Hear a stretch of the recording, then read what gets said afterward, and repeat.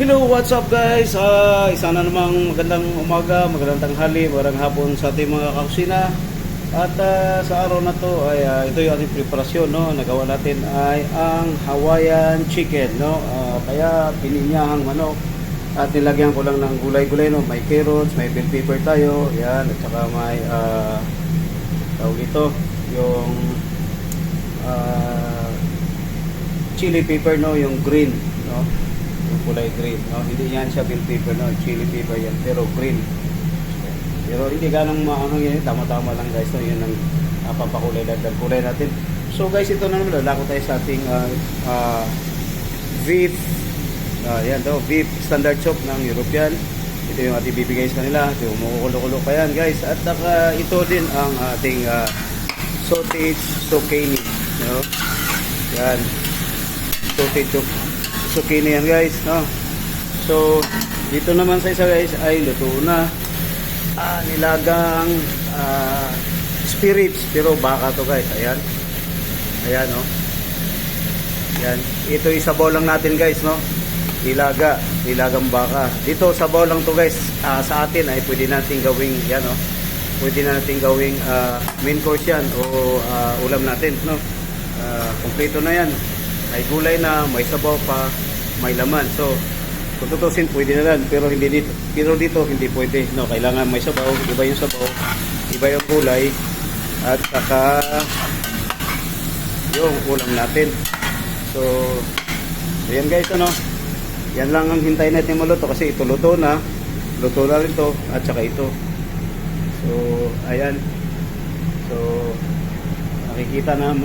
nakikita nyo yung yan, ito, ano natin, yan, see, colorful yung ating ano ngayon, Hawaiian chicken, no? Kasi may pinya. So ang tawag naman sa atin yan ay pininyang manok, no?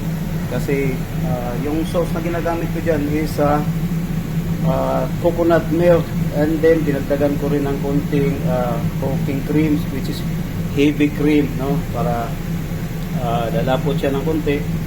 So yan ang naging resulta guys. So ito, hinahan natin ng konti para hindi naman masusunog. Yan. So ating takpan yan para hindi mag-steam at madali siyang maluto guys. So mamaya natin tiktahan yan after 10 minutes. 10 minutes ay ating yan. So ayan, pasensya lang tayo sa ating mga kaldero guys, no? Kasi wala ko nang gamit na panglinis niyan na matanggal natin, no? Mahirap kuskusin kasi kapit na kapit, ilang years na siguro yan na hindi nakukuskus.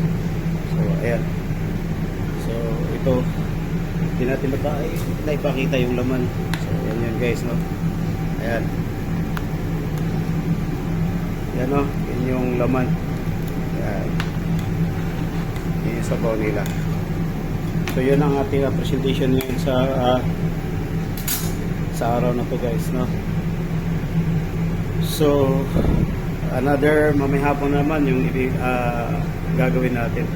So yan muna guys ang aking ipakita ngayon sa tanghali ito, at yung gulay na lang ang ating hihintayin para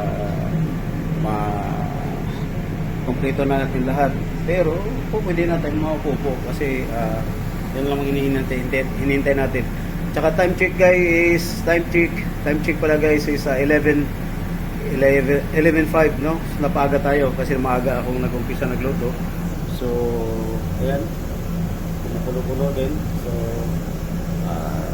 itabi natin ng konti para hindi ma-overcook yung ating gulay, no? Yan.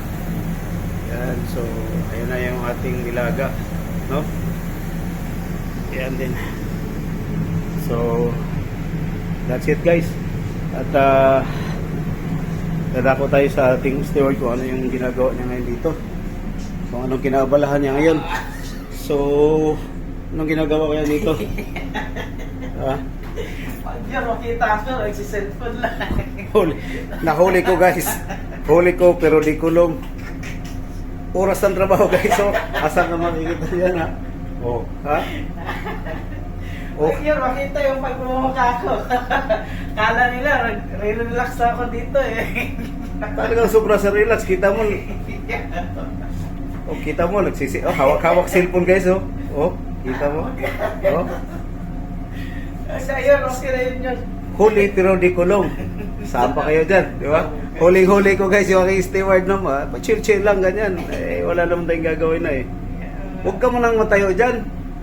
Babarikusin ka dyan. Doon nasa may upuan. Oo. Pinapahirapan mo pa sarili mo dyan.